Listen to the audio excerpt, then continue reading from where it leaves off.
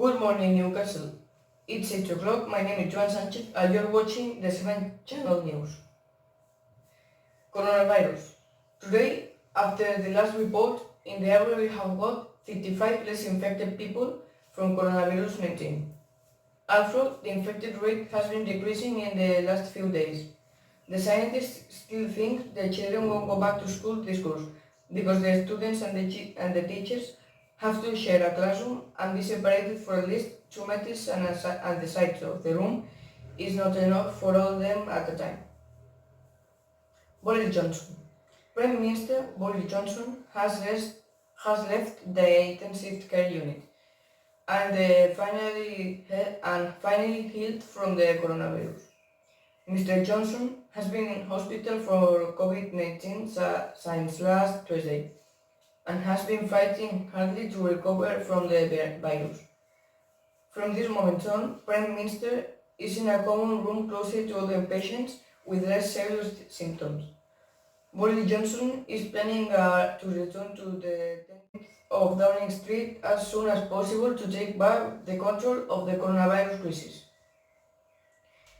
And in the coronavirus times, there are other ways of frightening people.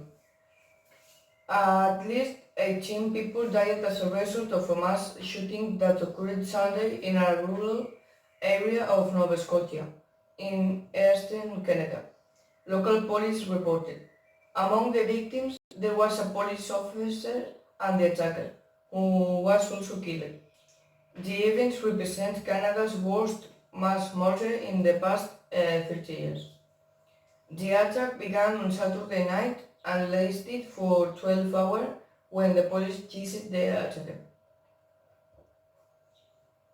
The health minister said that hotels maybe won't be open this next summer because of the risk of infection and to care about citizens' health. We think citizens' security is above anything else, said Nadine Joris in an interview yesterday to our TV program.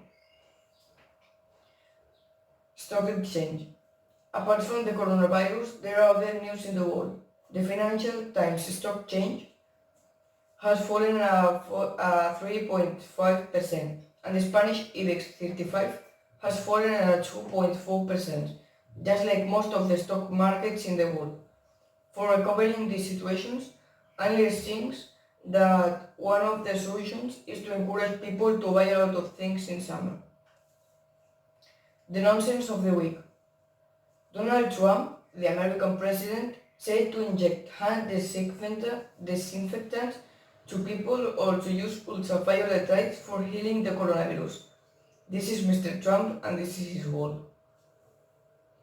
Newcastle United supporters have asked the government to help their team about the potential £300 million purchase of the institution by a Saudi tycoon.